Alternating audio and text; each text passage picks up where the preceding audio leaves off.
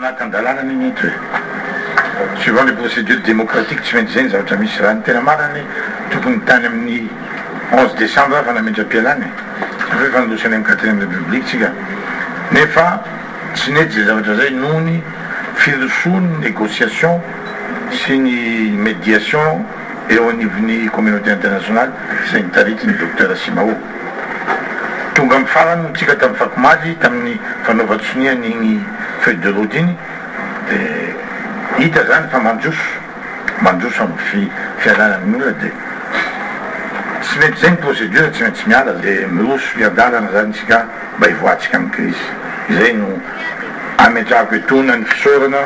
ho an'ny malagasy rehetra tsy valivolo amin'ny fahendrena saotra koa an'ireo membre ny gouvernement zay niaraka tamiko mandritra an'izay fotoana zay ary indrindrindrindra misaotra ny filoavy ny tetezamita andray matoa anjinirina rajoelona zay nametraka fitokisana taminay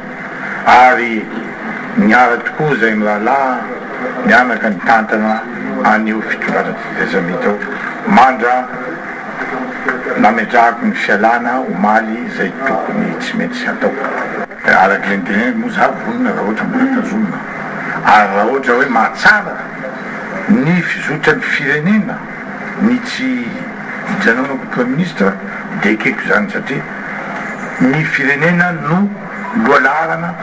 zavatra rehetra eto amin'ny tany ka raha izay ny tsara tsisy no tokony hijanonako fa raha ohatra hoe ilaina zany mbola ilaina ny contribution ko par rapport amin'le fotoana ny Jeannot teo dia mbola vonona ny tenako anio ny asa tokony ataoko para-patongava ny 4e république para-patongava avy tany tetezamita andraindrara ny fikarakarana ny fifidianana fa ilatsaka za tsy dia efa 15 mois zay ny teo nianatra foana nianatra nyty politika ty fa tena tsy mba mahazo moyenne mihitsy am'le noty toujours latsaka ambany foana le izy